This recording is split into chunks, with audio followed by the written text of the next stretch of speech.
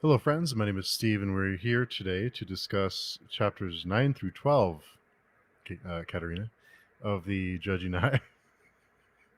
Katerina ran Yes, ahead a I'm little bit. here. Yeah. Mm, uh, Just a so we're little here to bit. just, yeah. So it's my first time reading the books, and we're here with Katerina and Daniel. Katerina, would you give us some introduction? Yes. Hi, I'm Katerina. I might have read a little bit ahead by a chapter or so, but very excited to be here with you again. And this is my second time reading The Judging Eye. I've been mostly doing the audio, which, although I was a bit hesitant initially, is actually pretty good. So I've been enjoying this reread a lot. Nice. And Daniel? And I am Daniel, and I have read these books a couple times before. So hopefully I can guide Steve along and help answer Katerina's questions. And hopefully it helps anybody who listens, if anybody listens. I think a couple of people are listening. So if you are or watching, thank you for coming on the journey with us. I'm trying to The talk. list, I'm the trying list to of my talk to questions. people in like 2032. That's who I'm talking to. Could be. The list of my questions is growing. That's for sure. Yeah. Seems like there's more and more every time. So on starting with chapter 9, these chapters were kind of I was expecting something to like blow up or something crazy to happen, but it's kind of more establishing a couple of new characters and kind of seems like we're building up a little bit. I did enjoy. Well, I guess we'll get to that later, but I did enjoy hearing other people talk about Kellis and the Holy War that we didn't know. That they're kind of learning about it, like what history, kind of recalling history and what they went through, what their families went through, and kind of the way that everyone sees Kellis or how they think of him. But would you hear a little bit about Sammy hearing us when we think? He's not. He's not Well, quite gone. apparently the dead can hear everything.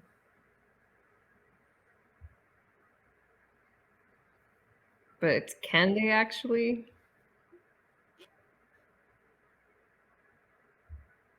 Maybe he's just not dead. He's still alive in his head. He's alive Well, somewhere. that's one theory. I don't know, this whole thing about Kalmomas and the things he says, like I always wonder, is he like just trying to drive Esmenet slowly insane? Or is he actually getting at something? I'm not sure if this is what it is, but it almost seems like he's toying with her. Like he's just kind of pressing her buttons and manipulating her just for his own amusement. But there may be a bigger. I mean, like with Kellis, there's no mistakes, there's no accidents, so maybe he has some kind of a plan. Well, it seems like maybe the voice has a plan. I'm not sure about Kalmomas. Like Kalmomas seems to act on an instinct quite frequently. But there's it seems like he sort of does try really hard to make Esmenet feel guilty about Sammy dying and about her neglecting Kalmomas as a result, in order to manipulate her and make her more attached to him, I guess. I took it as he has some kind of weird infatuation with her, and he's trying to like isolate her in every way that he can and make himself necessary because he wants all of her attention. That might be how he's broken. There can be Well, only it one. clearly is broken. But it seems like he wants her attention more than anything else he wants besides just hurt things. seems to like to hurt things, kind of. Even if it's just stabbing the earth, right? Mm. But I even kind of got a little sad when he was telling us that I could not be me anymore. I could be Sammy. Poor little kid, if he wasn't a psychopath. I think it made me more sad, made me feel more sad for Asmonette than Calmomus. I actually enjoy these few chapters. I think you get a really good sense of her grief and the impossibility of her situation, and sort of the conflict between her being the empress who has to be strong and sort of maintaining this illusion of power and control, and also just being a mother who has lost her child and is surrounded by people who don't or not able to show any affection to her, or are straight out there to stab her in the back at the first moment they get the opportunity to do it. Yeah, it almost feels like the walls are closing in on her. Like has all this self doubt, and she's, kind of doesn't want to have all this. She doesn't want this burden almost, and she has this. She's doubting herself, and they keep having to talk her back into. This is what the kind of I forget what exactly Kellis tells her, but this is our curse. This is what we have to deal with. We can't choose one or the other. We have to just follow the path. So I think that probably drive anyone insane, right? After a while. Except unless you're Kellis, then. Yeah, what did you think of his entrance? Because we haven't seen him for the like 200 pages or so. Like he's been sort of kept at distance. Now he's finally shown up. I liked his entrance. He makes an entrance, but his speech and making that woman cower and urinate on herself and everything. I think I liked seeing that because it was kind of neat to see what he's become. I thought it was very theatrical. Very a lot of drama. But I liked what he says. I think he tells you something like, wait, what is it? Something about like be happy you can breathe or something. Like, yeah, he says, taste your breath, for it is the mark of my mercy. That was maybe a little bit over the top. But he is, like, they all think he's the god, so I guess he has to make those kind of declarations. It comes with the job. That's to keep up appearances. And then his little spying son was hearing like extra inaudibles, but not magic, right? Which means he's like lulling people into some sort of trance, maybe.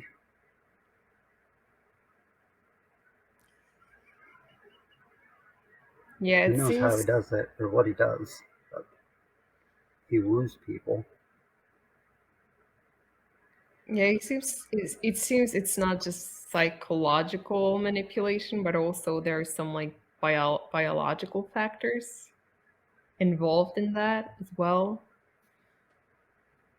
It almost makes me wonder if you can produce some kind of like pheromones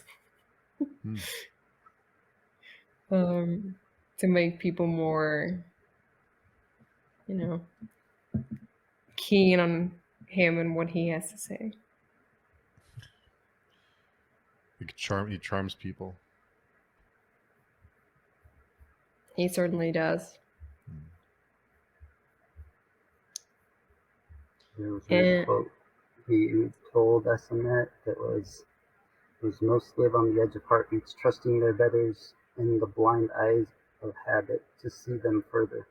Where few can apprehend the span of entire lives, but you and I do not possess either luxury. We must act according to the dictates of ages, or there will be no ages for anyone to live.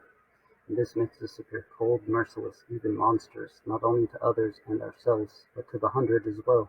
We walk the shortest path, the labyrinth of the thousandfold thought. This is the burden the god has laid upon us, and the burden that the god begrudge. That was pretty hardcore.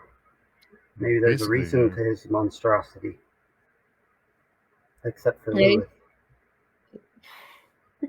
He's basically saying that he can see further than the gods, that he can see beyond them, and that they are not able to comprehend the thousandfold thought, right? And maybe he's right, or maybe he's gone mad like his dad told him. That could also be an explanation, yeah.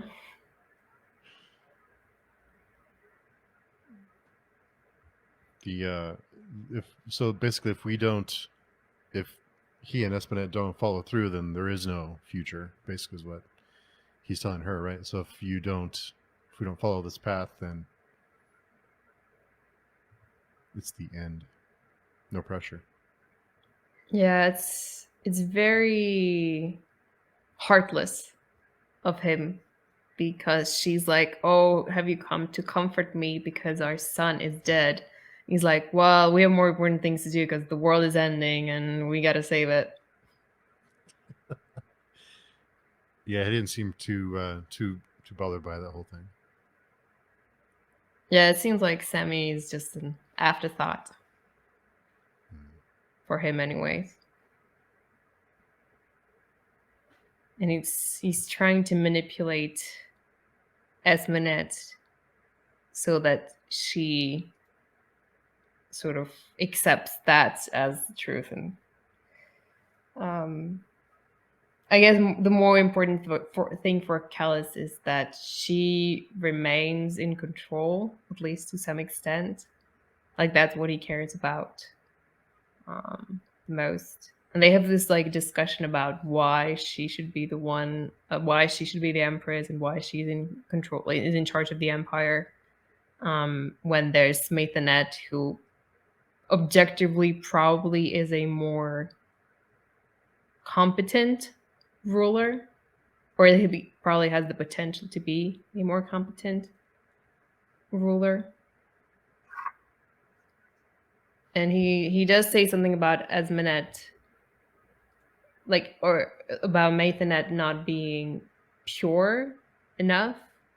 It seems like he almost implied that because Maithanet is Dunyain, or at least part Dunyain, somehow he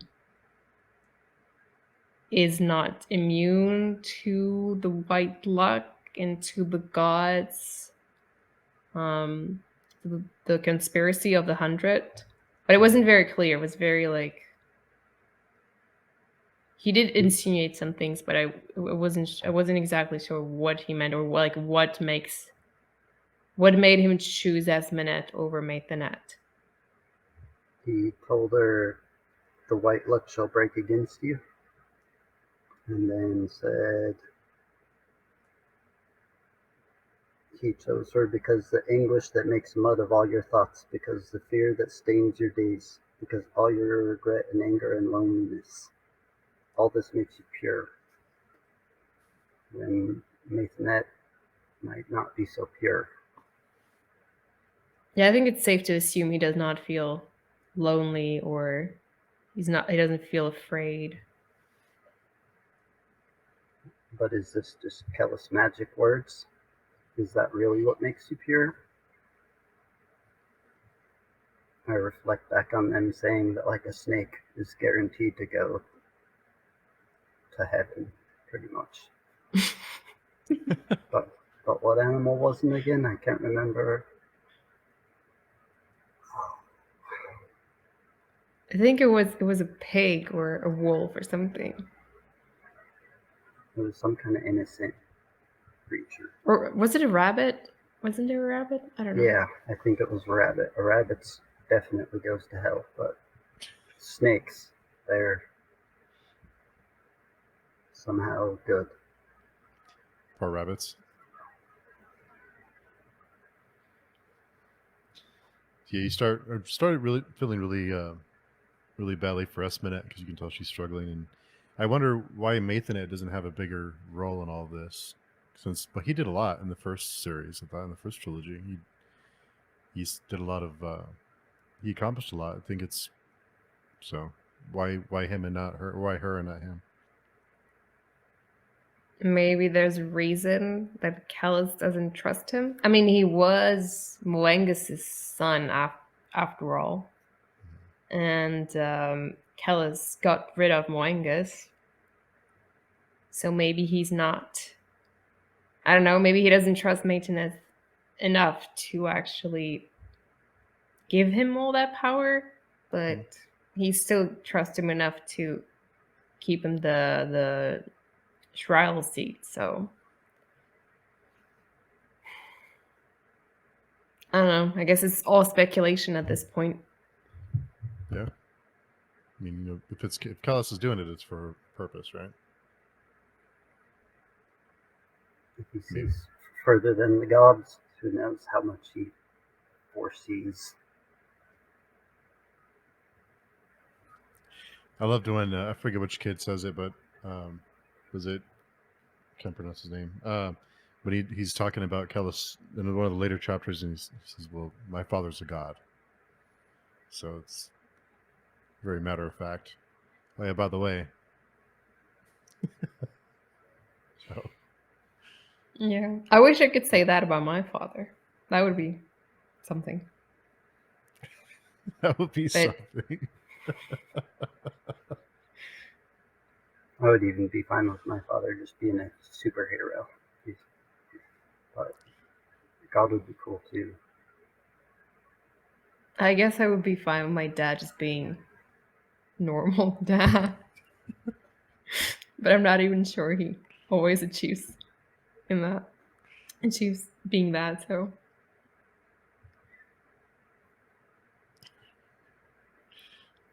So yeah, I guess it depends on your dad and whether or not you'd want him to be that level.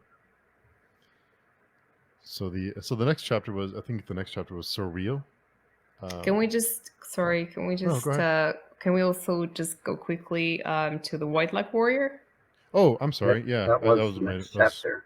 Oh yeah, that's right. How they're written down. I skipped it. Did you notice it was strangely written, Steve? Yes, I do notice now. I've been paying more attention. I don't want to be shamed anymore on the podcast. It's okay.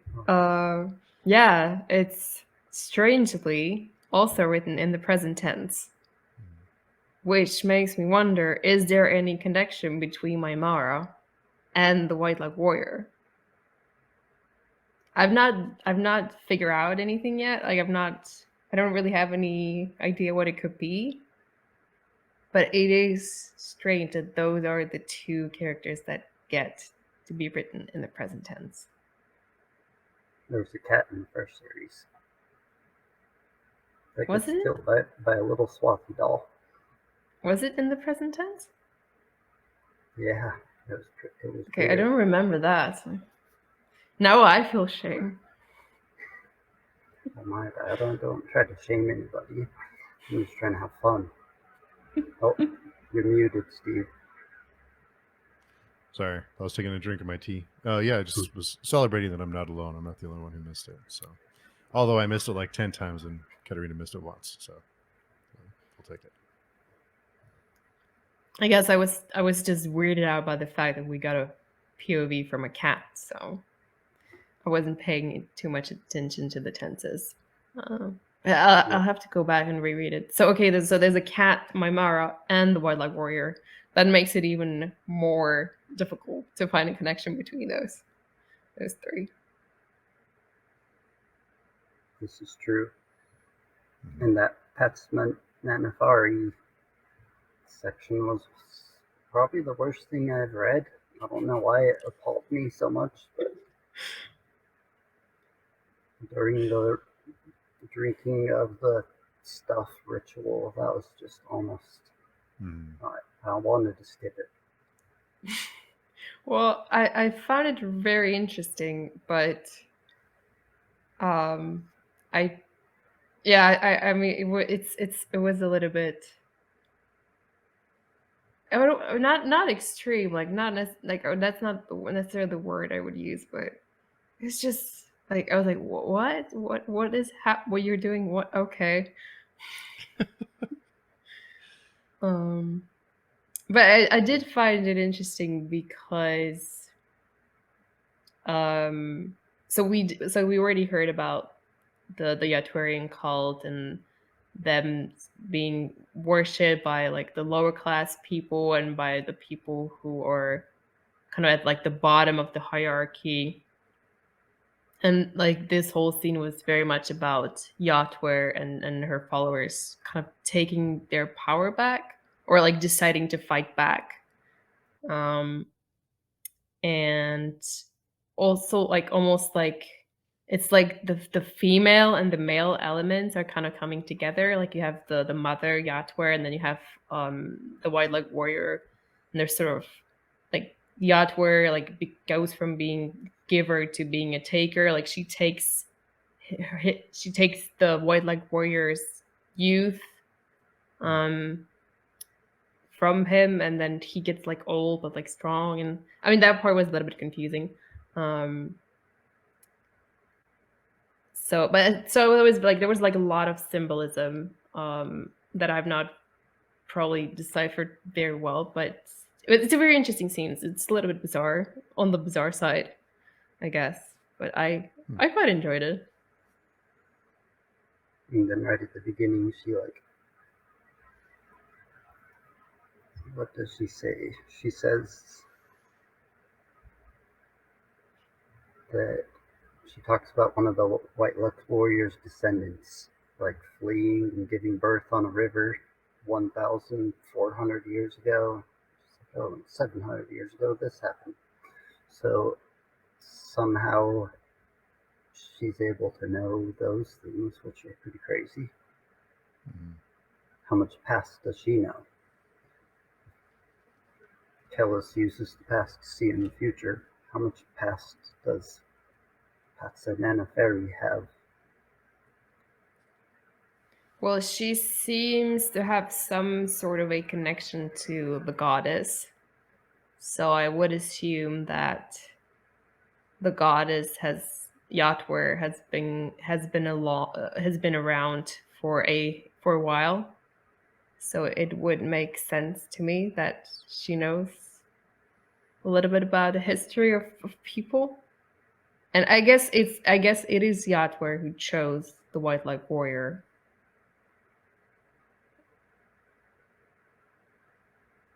Or at least maybe there was some kind of a deal made between her and Gilgal.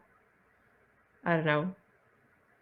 Like those are all just like wild speculations. I don't think we actually learn this, but that's what I would assume.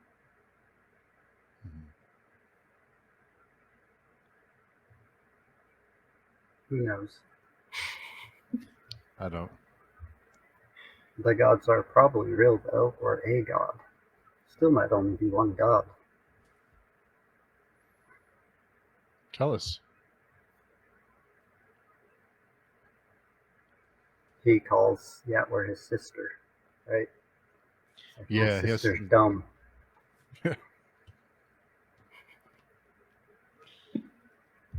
I'll take war to her home or something. Mm-hmm.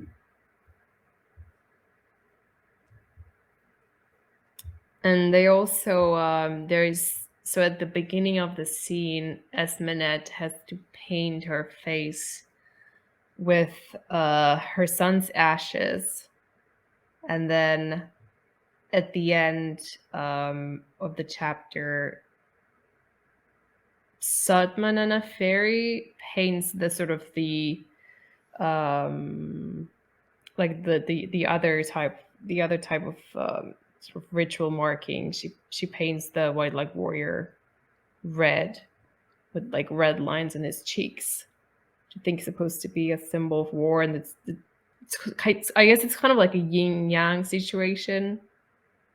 Like the two are like in opposition, but also like complementary to each other. Well, I guess if you have war, then it makes sense you have death as well.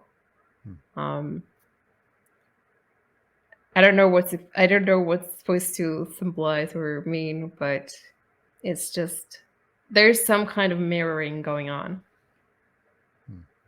The blood and the seed.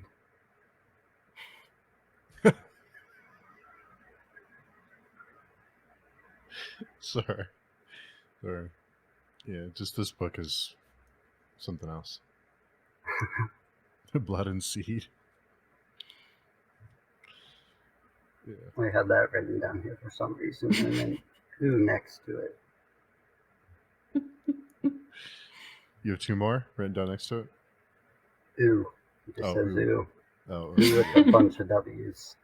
yeah. There's been a few ooh moments. It did seem like Pat Smith traded strength for youth. It talks about how the White Luck Warrior's hands got calloused, and so we can assume he's not just some little descendant of some random person anymore. Because I think he also was like, I walk, I breathe. So that might be him awakening, or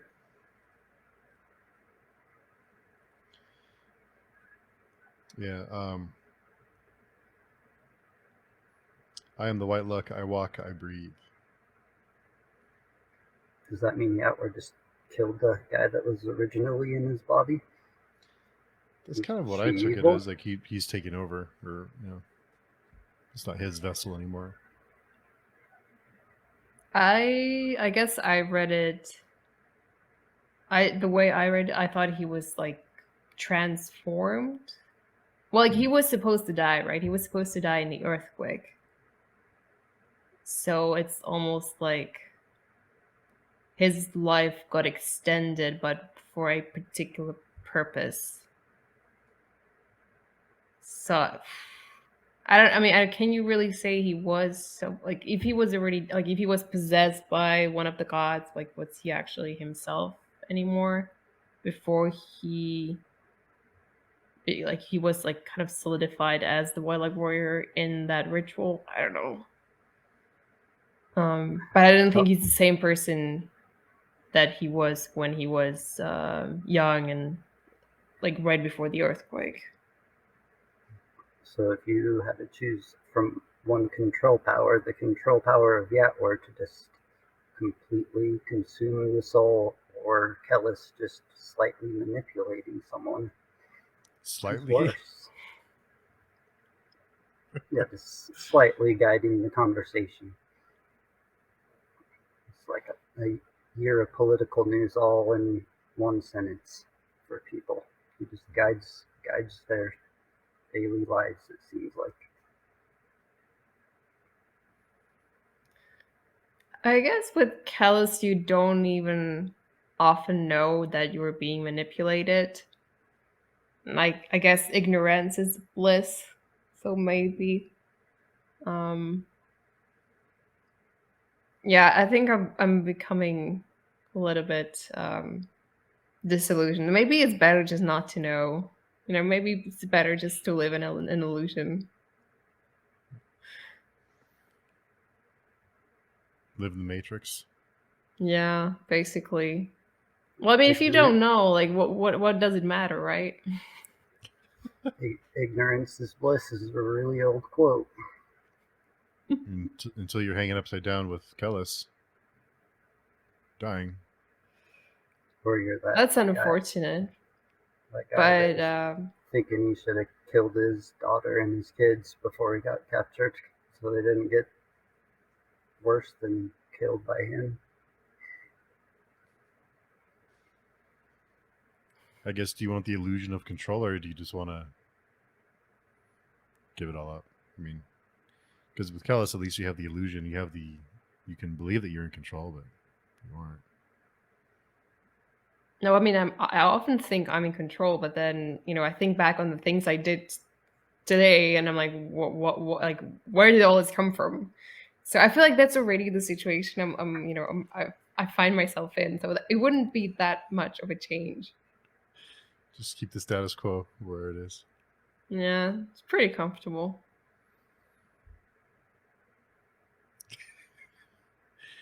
Yeah, but what the illusion you have now is like, I forgot my computer at work, but with Kellis, it's like, I started a holy war. There's varying degrees of. Yeah, I have issues with I have authority issues sometimes. I'm not sure I could be compelled to join a holy war, to be honest. I can't. It's really hard for me to get excited about um, things that involve a lot of people. Like I hate group sports. I don't. If there's a world championship, I don't care about our team if they win or if they lose. So I feel like I'm not the type of person that would get really excited about going to invading another country and sacking the spiritual capital of my people. It looks like Egypt, though, and then you could just have a whole desert for a home. Just be all alone in the desert. That is very tempting.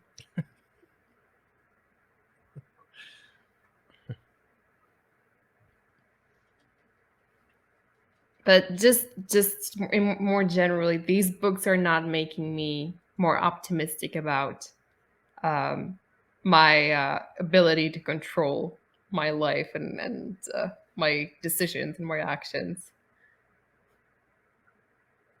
Like, if anything, it's been rather decreasing. But it's not as bad as in these books. Your life's better than that. You can get through this existential crisis. Well, let's talk about this at the end of the series. That's true. Yeah. We'll have to. Yeah, we'll tab that one. Like, right now, I don't have the sense that things are going to get better. So. Yeah, it doesn't strike me as a happy ending kind of series. Yeah, someone might end up being happy, but yeah, it depends on what you define as happy. Maybe ignorance. Ignorance is bliss. Maybe everyone's gonna be super happy.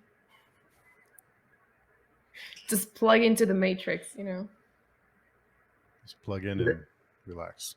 The Icaries come back alive and Sabon dies at the end. Katerina loves it. I would love that simulation. Sarsalis shows back up, and he's actually the leader of the whole world. The thing called Steve rejoices. It's King Sabon. Don't forget King Sabon. Oh, that's right.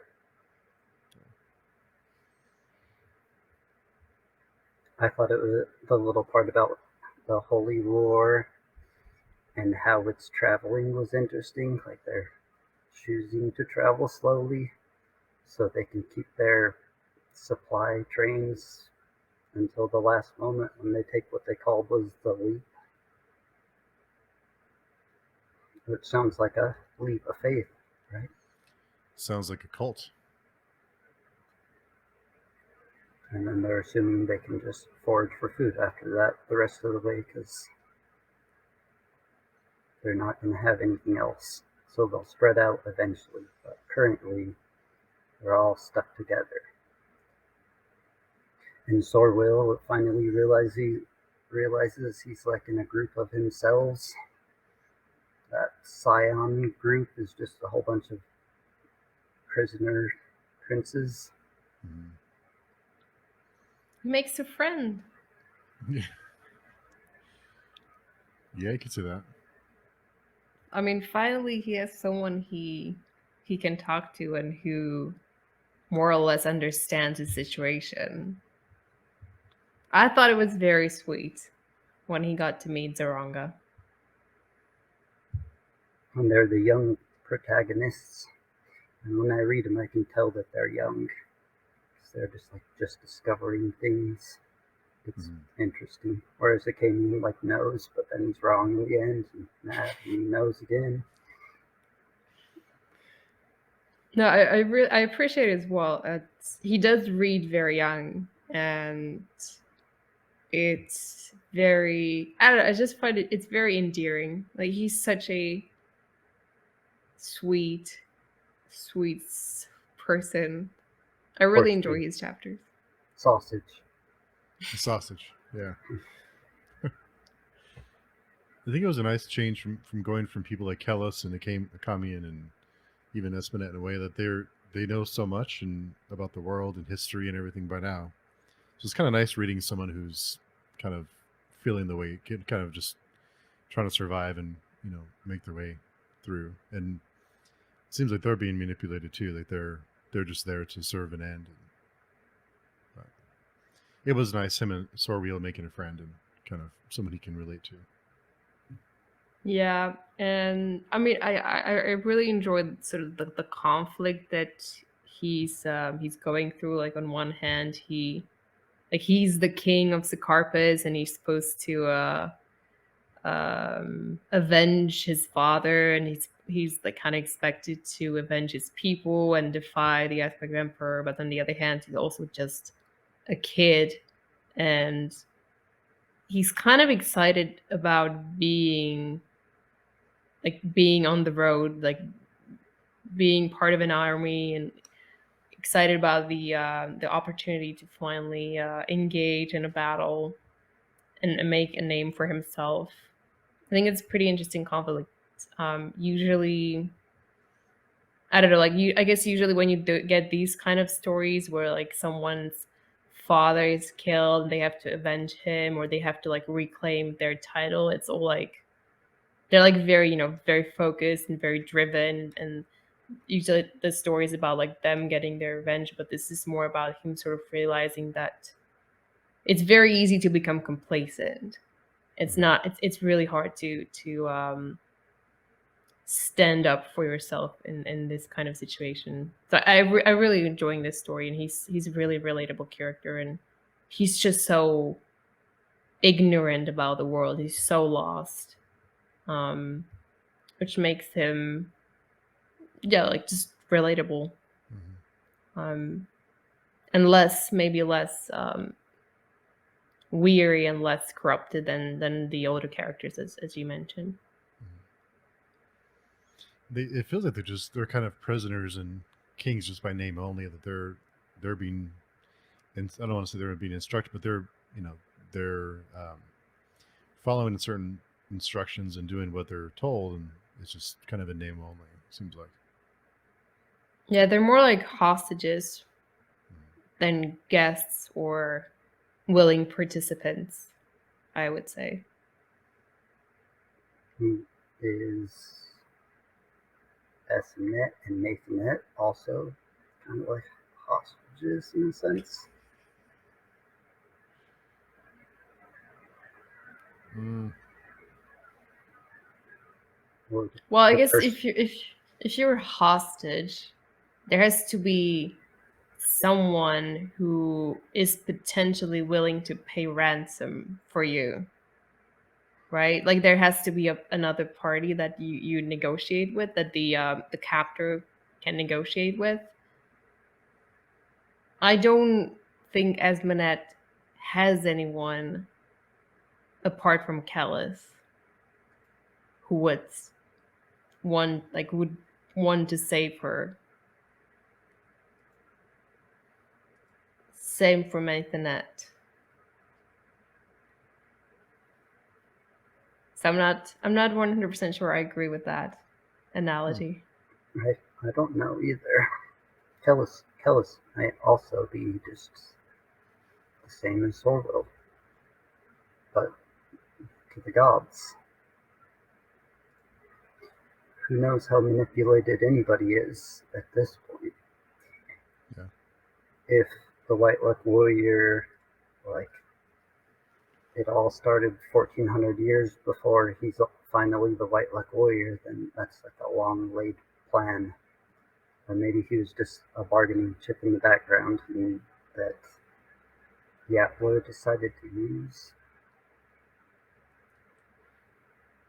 It's hard to say at this point, but you could speculate all of these things currently. Yeah. You could. I also really enjoy the fact that we learn more about other parts of the three seas in this chapter, particularly about Zeum. Like that's part of the continent that it gets mentioned a few times, but it doesn't play any role, as far as I remember, in the Prince of Nothing. So this is kind of the first time we actually get to learn a little bit more about that country and its people. And I get these like kind of like African, maybe North African vibes from the way it's described. Um, it's just, I mean, it's just nice to know that there is more to this continent than the few nations that we got to know during the Holy War. And Sorrel has like never seen anyone from Zoom before, so he's taken aback, kind of. And then gets called a sausage a bunch. A bunch. Yeah. Yeah, racism is definitely a thing in these books. What do they call a commune or the Ketchai in the north? It's the Picts, right? They always call him the Pick. Yeah, and then there's like the shit herders. I can't remember any of this Sylvandi's like slurs, but there was a bunch of them. Everyone's got their slurs. But at the same time, as I guess as far as slavery goes, they'll just make anyone who's not them a slave. Kind of like every nation considers every other nation inferior if they're capable of it. And then Yeah, I don't think there is any racial aspect to slavery. As you said, they just, if they can, they'll just enslave anybody. And then it talks about the different way that Sora Will's dad got taken over by Kellis, and I think this Stronga is his name, got taken over. And Stronga says, "Sometimes I envy the dead among you. Sometimes he wishes his dad would have fought and he would just be dead too." That's a pretty strong statement to make in the face of someone who's just lost his father. But I guess the Zeumi have different, like they just think about death differently. They have a different relationship to their ancestors. I think, I don't know if it's in this part, so do stop me if it's, I mean, it's not really spoilers They anyway. worship events, right? Yeah, and it's kind of like the deeds of their ancestors is what kind of makes them like like what kind of sort of defines their like maybe like social status as well. So it's like having someone, like having someone like dead ancestor who did something great is like it's a good thing. Like they have like a more, I guess maybe like more direct relationship with their dead. I don't know. Yeah, it reminded me of the Kingsguard books. Like whenever one of them died, they just added to the story, and like at one point they say we have a book that describes our history, and the book never ends until the line ends. And so, just like you're saying, yeah, they can be like, "Oh, my great grandpa just killed this guy and sunk all those ships," then that is their worship. Yeah. So it makes sense that from, in some respects, it would be more honorable, or it would be more honorable for him to have his father, the Zoranga's father, fight Kellis and die a hero or a warrior, than to enter into be alive, but just enter into negotiations with Kellis and sort of give into Kellis's influence to some extent, at least. Feel dumb, but I can't think of the word for it. Like when the ninjas and samurais would commit Bushido, is that what it was called? Where they would just fall on their swords? Yeah. So. Harakiri? Yeah, maybe that's right.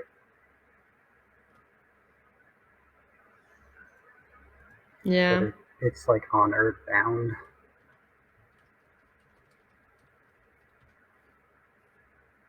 Yeah, I guess kind of like that. And I think Sorwheel gets a teacher at the end of the chapter. Like he gets a teacher assigned by Cayutas. His own mandate teacher. Thantius Escaldes, I guess. Yeah. Do what he tells you, basically. Oh yeah, and he had to get taught how to bow.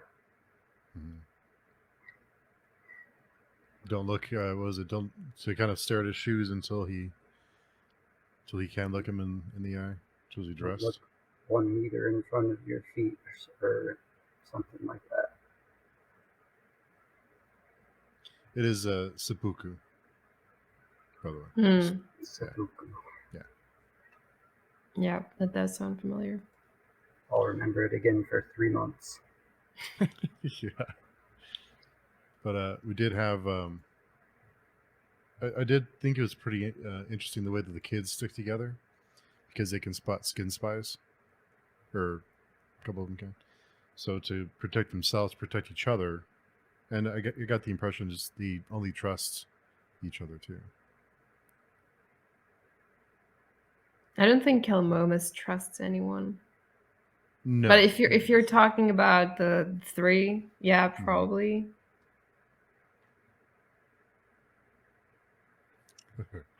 I think we'll get into that in a minute. That family is semi-fractured at this point. Filiopa might be the most normal one that's left there. Nathanette's normal, but he's not technically part of that family. And what was his name? Inraltis is like screaming about God when he walks by. And it said he just screams and screams and screamed until his voice broke. It's strange. Almost Yeah, but I think it's feel these kids. Yeah, I think it's the first time we get a glimpse of Surwa, is her name, right?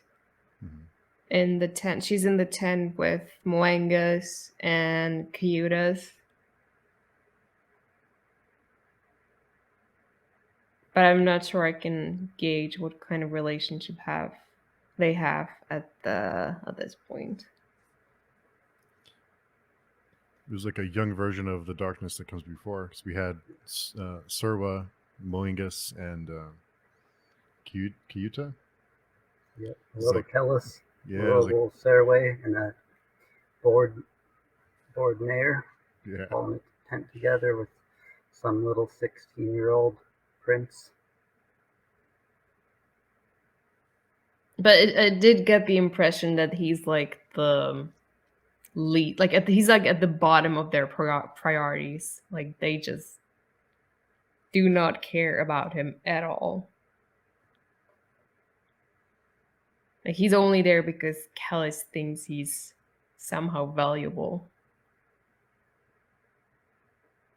But I think everyone else just kind of forgotten about him.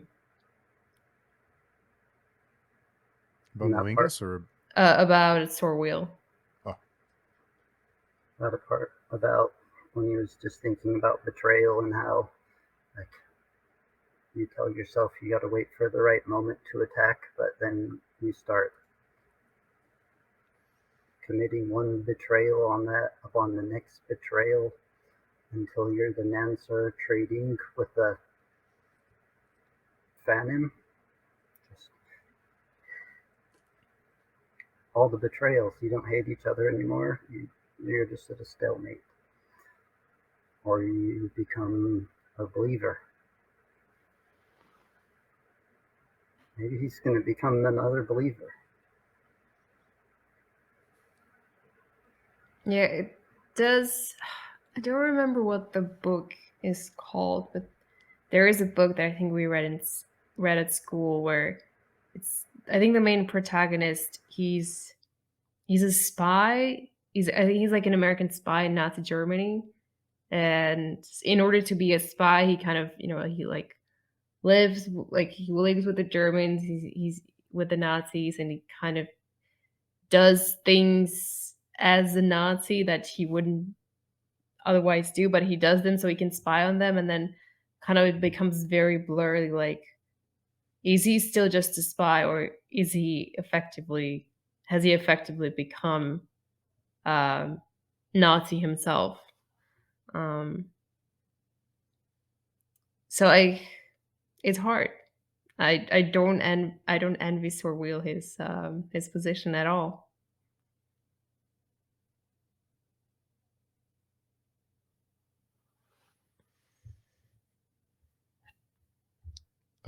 there was something that I'm not sure if I missed, but on 253, it mentions that the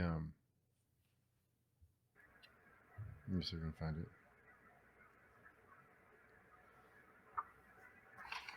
That they he described how the two of them, Hero and King, defeated the No God and his consult at Cathal Pass, and so purchased a year's respite for the entire world. It was a year? So okay, well, now we're talking about a commune and the scalpus, right? Yes, I'm sorry. I skipped ahead a little bit. I had down betrayal, so that's why I went to that. But yeah, I'm sorry. I skipped ahead a little bit. The Sorwheel part, both of Sorwheel and his friends, both the Zueni or whatever, they both repelled the No God. So their peoples had like lived forever and ever, and then Kellis just took them. Did the No God ever reach Zeum? Like, didn't it got killed or destroyed in at Mangetta? Isn't Zeum like south of Mangetta? I'm not sure. Don't look at the map. Let's look at the map. I think it's like southwest. I have a map of the path of the No God, but this. Well, unless you can see it. I think Mangetta's somewhere here. And then Zeum is like this part. So I don't think maybe it didn't get stayed there. on the long side the whole time and then came up. I got the impression that they've just been isolated for a really long time. And no one actually it's like it was either the Norserai fighting amongst themselves or the Catchai trying to conquer one another, so they never actually bothered or never had the strength to go out and try to invade or conquer Zeum.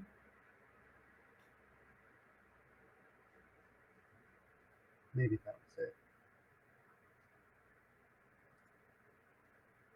But I mean, I could be wrong though. Like, that's just what I assumed.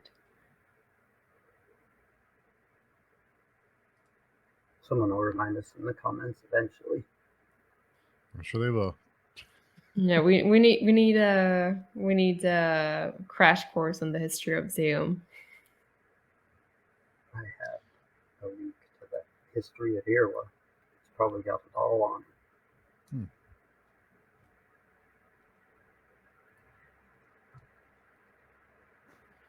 But I guess we can move on to a comment now. Oh, I'm sorry. Yeah, sorry about that. No worries. I don't know why this chapter was there at all. Like, honestly, I don't feel like anything happened. Like, except like the only important thing in that chapter is we finally know what the non-man looks like, and then we get to know a little bit about the history of Sil Auges or Kill Auges or whatever it's supposed to be pronounced. But I felt like it just could have been it just could have been merged with another chapter. Like, it did feel a little bit redundant. Like, we already know we're going to Moria, so why keep us waiting? Jamoria, yeah.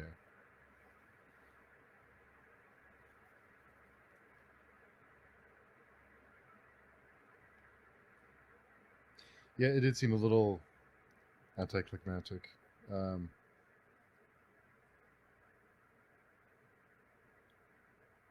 of maybe a little bit of a refresh. There wasn't a whole lot. Well, we do learn that the non-man look very similar to the Srank. Yeah. And Acamian calls them the true version of ruin. Instead Well, of like a three building. true versions. But he has a preference for one of them. Oh yeah, when he tells the story of how it fell, he was saying the non-men themselves are the true version of ruin. Since the womb plague and all the dead females, and then time upon time of repetition until his whole life is like a broken ruin. You think of like the soul as a temple. His soul is so vast that he can't maintain it all. It doesn't even have to be a temple. I'm just thinking about my apartment. It's too much. And it's literally like one room with a bed. And then that also, like, there's the moment where I forgot what he started yelling, but he started yelling something. The captain comes over and he's like, "That was 1,000 years ago, you idiot." And he's like, "Oh yeah, that's right. You just remembered something." Yeah, I mean, we're going to learn more about the non-men, so I don't want to say too much. But Baker, I think he really, what's so great about the non-men is he really gives you an idea of what it would be like to live for so long if life was not all like flowers and rainbows, as you get the sense that it is for like maybe the kind of elves that live in Tolkien's books or books that are similar to Tolkien. Like he really it did change my the way I think about immortality and what it would be like to live for such a long time. Mine too. And tell anyone who says they would want to that they're not thinking about it right. It sounds good, but a couple thousand years later, it's I wonder, like, there's a part of me that thinks I would, like, maybe you just don't even need to remember things, like, you know. So maybe if I just forget everything, I'm like every 100 years I might just sort of start over, and would be fine. But yeah, maybe I would just end up the same as the non-men. Who knows? who knows? How many years does an immortal person have to work before he can retire? That's a good question. Maybe one day humanity will have to ask that question. Yeah, if you're immortal, I think you have some options there, though. Not to worry about a career so much. Just have to. Eventually, everyone that knows you will die off, and you can just start over again. Yeah, just invest into some property early on, and you'll be fine. It's a long-term investment.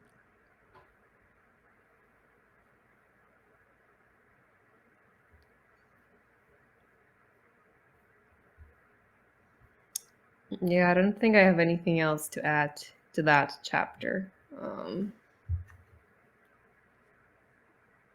The My part where notes. they scribble in their company symbol and it just looks like chicken scratch compared to the monoliths that the non-men spent thousands of years making. Mm-hmm. Yeah, Um, it does give you a perspective, and I guess it would make me feel pretty small if I was standing there underneath a huge carved temple and and saw then, some scalpers scrabbling some graffiti. but Sara's unperturbed. He says they were destined to go there. He's surprised they haven't been there yet. It's the slog of slogs. There was a little interaction with Rhaenyra that I thought was pretty funny.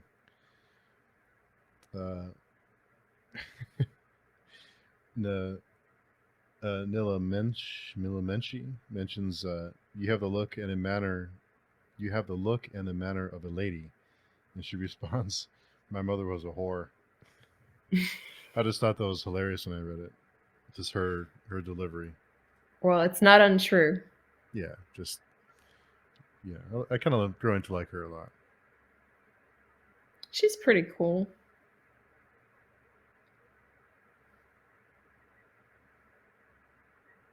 She's So more is innocent it, than most of the people. We have like a handful of innocent people that don't have any magic stain or damnation stain, I guess.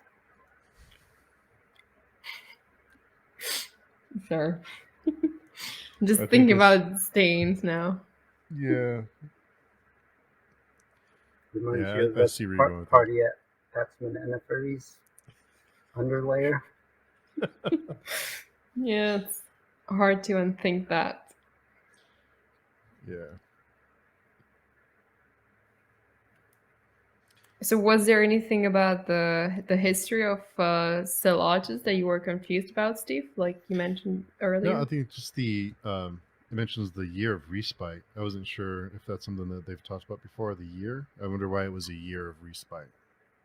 I think like that no god was trying to go through the long side of the mountain, which is like on the far left side of the mountain, and they had a fight in the past, and it repelled them for a year and just saved the rest of the world from being destroyed that much sooner. Oh, I see. Gave them a year to prepare. Hmm.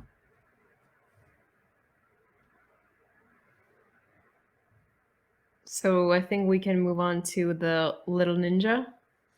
The last chapter. Yeah, it was a short chapter, but that fair amount happens. The little ninja. He can dodge blood. That's pretty impressive. It was quite impressive. But the one I wasn't quite sure I understood what Kilmomus's motivation was. Like why did he decide to kill what's her name? Um, wait, I did write it down somewhere. The matriarch. Sherison? Saracen? Yeah, probably. That sounds about right. Why did he decide that she needs to be killed? I didn't quite catch that. Kind of just thought he was playing around, like just doesn't really see people as people in his mind, he's just playing a game, but I'm not sure there's another reason for it. Just another day on the playground.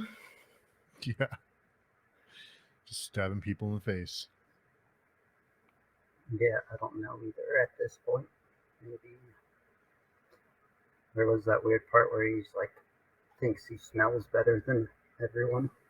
He Yeah. smells better than his dad. And then he smells her and then goes and picks up a knife. There is the part like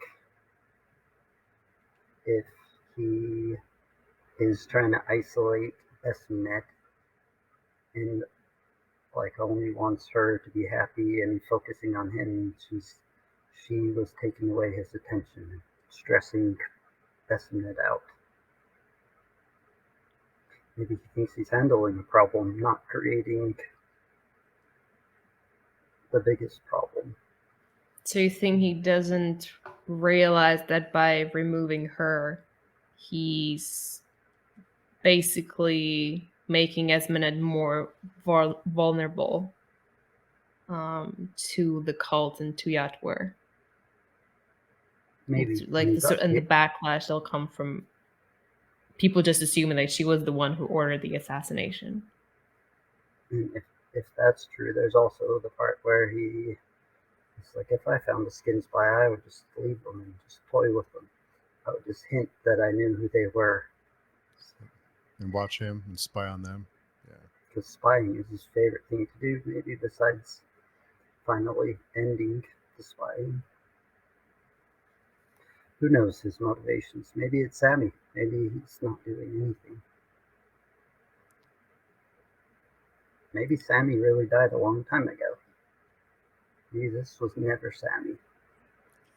It's all speculation at this point. Yeah, well, the voice inside his head seems to be very cautious when it comes to Kellis and Kellis discovering them. And Kel Moments does not necessarily seem to have that fear. Like it's always the voice that keeps reminding him how dangerous Kellis is. Yeah, he's a loose fuse with some inhuman blood.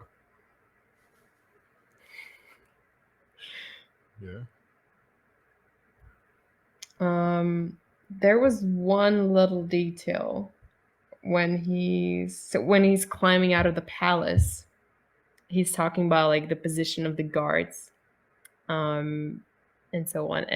But he also says that he can see the sorcerer's wards around the palace, and it did make me wonder if that's supposed to hint at him being one of the few.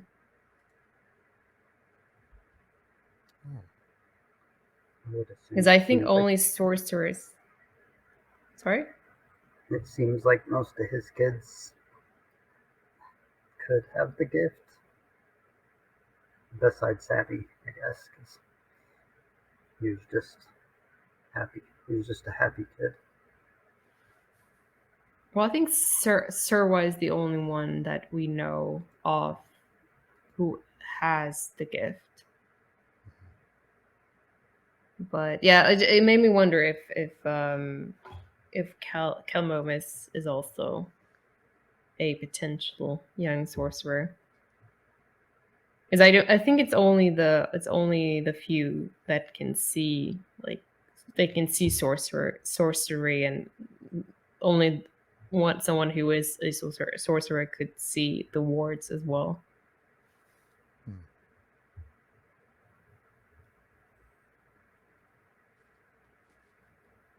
Do you guys remember Kelmomus anywhere before in the book?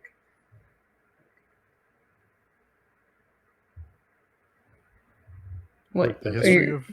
There's another Moingus. There's another... Oh, the other Kelmomus. Yeah, what did he do? Well, he died. Well, yeah. I think that's kind of the important. Well, from what we know, that seems to be like the important thing he did. Yeah, but There is another Calmomus with a C, I believe, who he was the Kunyeric king, Siswatha's friend. So do you think Ellis names his kids or Esmet names his kids? Would That's a be good Kellis. question. Is there any rhyme or reason to it?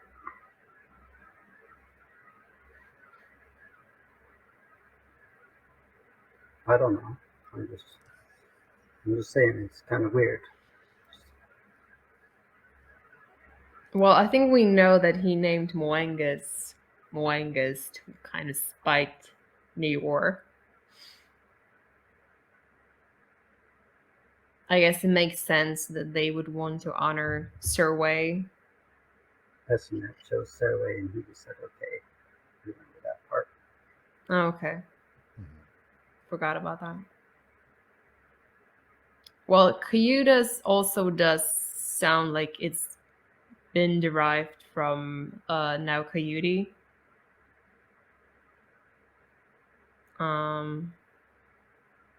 Filiopa, I don't know. Enreladas, I don't know. I don't know either. Maybe there's no rhyme or reason to any of it. The thing it's I'm just more interesting. yeah, I don't know if there is any connection or. I mean, there certainly is a connection between Moangas and Nayor, and Moangas. Well, Moangas and Moangas. I don't know if there is any connection between Calmomus and Calmomus. I'm more the part that I found a little bit nagging is how the names change, like how the C's turn into K's and vice versa. There doesn't seem to be like any like specific logic to it. I find that a little bit disturbing. I like order. I like to make sense of things, and it's not helping. It's not helping with pronunciation either. Somewhere in the first series, there's like 3 pages of dialect and like sub-dialect, the root languages and all the bastard languages that spawned from them, and then the ones that died, and then the ones that got mixed together. So who knows what's happened in this 1,000 years since the K and the C, or the C and the K. Yeah, well, maybe I'll go back and reread and see if I can find some rules that would explain to me how those changes occur and how on earth I'm supposed to pronounce those. Like, how am I supposed to pronounce Kelmomas and with a C the same? Am I supposed to pronounce it the same way? Like, is Kelmomas with a C pronounced just like Kelmomas with a K? I don't know. Oh, I want some clarity. Maybe one day we'll get it. Maybe I'll go look through some old Baker interviews and see. Can't really remember any like after the series was complete-ish though. Yeah. If you ever get to interview our Scott Baker, Steve, like the most important question is just ask him about the K's and the C's. If I ever get a chance to interview Baker, both of you will be there with me. Okay, I will ask him about the K's and the C's then. Okay.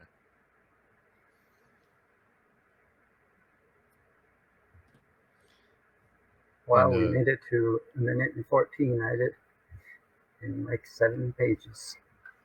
Yeah. Or an hour and 14 minutes, I mean.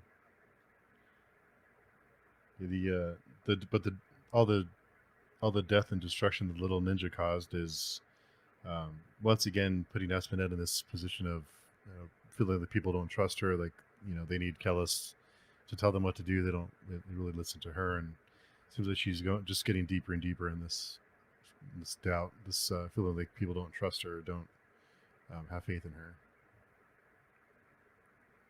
It seemed like Kellis came all the way back across like half the world just to set things right, And the one person he set them right with is now a trap, kind of. It was going to Yeah. be a good thing, and now it's the worst thing that could have happened, maybe. And I think Maintanet mentions at the very end that the circumstances of what happened are kind of incalculable for him. So I guess it confirms that Kalmomus is a factor that no one has factored into their calculations. Yeah, it does not seem that Kellis is aware of the Kelmomus and what he's been up to, and neither is Mathanet.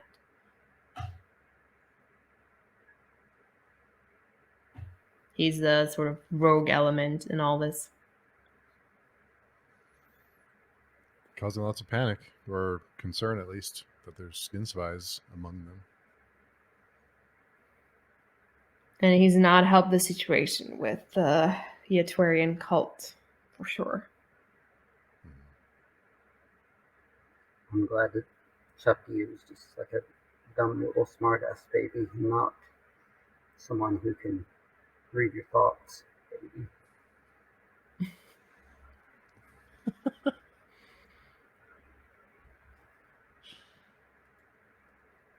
He's just so malicious. It's crazy.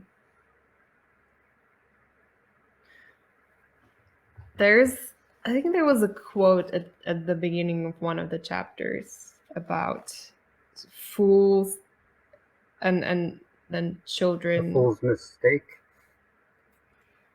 I don't know A if there was fool's mistake. hurts only himself. A king's mistake hurts everybody else.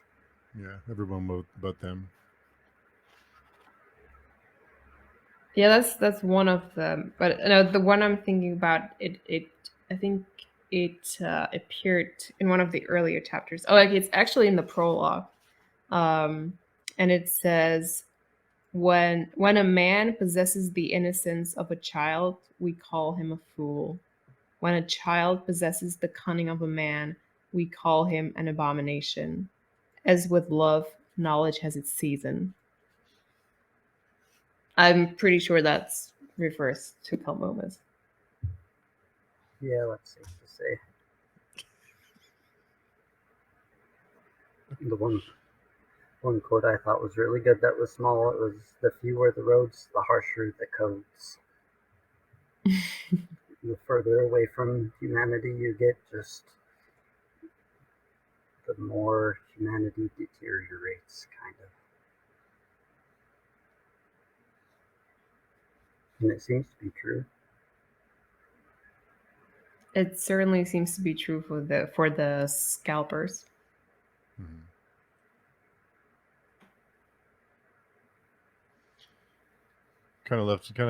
The chapter ended on a little bit of a kind of what's going to happen next. So these last four, I know Katerina and Daniel, you have an idea already, but kind of wondering what's going to happen, because usually these books, like we talked about earlier, end off on some kind of semi cliffhanger. So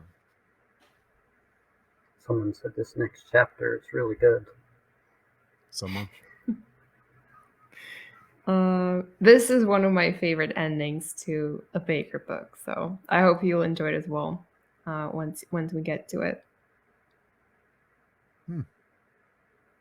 One more week. Yep. Is that it? Four more chapters left? Mm-hmm. Oh boy. But they're pretty long. Just beware. I think two of them are like at least 60 pages. Oh wow. Which is why I read ahead. I'll start reading on Wednesday then. Start reading one day earlier than I usually do. Well, chapter 13 starts on 277. But yeah, it's over 100 pages. Oh yeah. It's like 150 pages. Cool. Yeah, I'll just start that one early this week. Thanks for the warning. You're welcome. Could have been up all night Thursday night. I also think it might be. Well, I don't know if you get the chance, but I think it might be worth reading the two Still August chapters back to back. They're quite intense. Intense. A little bit worried when I hear intense and Baker together. But okay, don't get your expectations too high. It's, as I said, it's one of my favorite endings. It might not be one of yours. You know, those things happen. I say fun. I think it gets kind of fun. Not necessarily a word I would use to describe the ending. Steve's someone who can go watch a horror movie and have fun. Yeah, that's Okay, true. in that case, maybe yes. Amusing. Yeah, that's a better word. Yeah. Fun implies that I'd just join in on the horror, I guess. Yeah. But I like to watch a car crash when I drive by.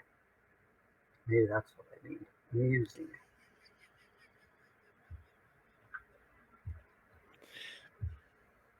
Not my style of entertainment, I have to admit. Yeah, most people don't like to say it is, but every time I ever drive by a car crash, every car slows down by like 30 miles an hour just to watch and drive Just by. to get a peek. Yeah, nobody wants to be involved, but from far away, stunts are fun. Well, we'll talk about how much fun you had reading these last 4 chapters next week, I guess. We'll find out. Deal. Cool. Anything else you guys can think of? There is one little detail I found interesting during the audience in at the Edemanian Heights. Do you remember the birds in Darkness That Comes Before Yeah. that were there that pooed on Darius? Yeah. Well, it's from what I read, seems that someone from the New Empire decided to put a net on the windows so the birds can't get in. And I thought it was just a little interesting detail, which that maybe it's supposed to tell you something about Callus and the New Empire and how he controls his environment. I don't know. It's just a little detail that I came across when I was reading those chapters. Sammy loved to go up and let them go. Yeah, and Kelmomus thought about squashing them with something, if I remember well. He wished he had a rock, but instead he just had a little knife. Oh yeah, right. Yeah, he was going to throw rocks at them. And there also, just a small thing, was the talk of the Finale Al Cascamandri, like getting more bold and more bold outside of the city, and he has Sishwarin, so he still has mages on his side, wizards. Mm-hmm. Yeah. Yeah, let's see if he's going to play a role. Well, that's at least two detractors, 2 fronts of assault to Essenet at this point. 3 if you count Little Kel. He's really unknowingly assaulting Galat too. Yeah. For mental health, anyways. Now her safety. He's taking resources away from the other threats.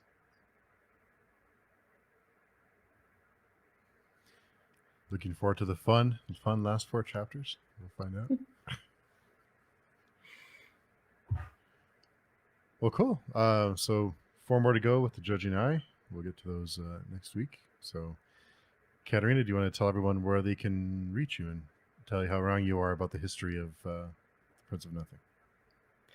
You are more than welcome to shout at me on the page chewing forum. And I'm also on Instagram at the errand. Awesome. And Daniel, where can people get you to respond? You can just comment in the comment section and we can discuss the difference between mules and horses and all the other incorrect things that I've said so far. I mean, you kind of figure we've done how many of these? It's been going for a few months. We're bound to see something wrong, right? I mean, we're only human. We're not AI, so. Yeah, I would be curious how much AI knows about the history of Seum. I'm gonna try to have ChatGPT write my notes for the next 4 chapters as soon as I get off. Cheater. Yeah. Well, cool, everybody. Well, thanks for listening, and we'll catch everyone next week for the fun finale of the Judgy Die.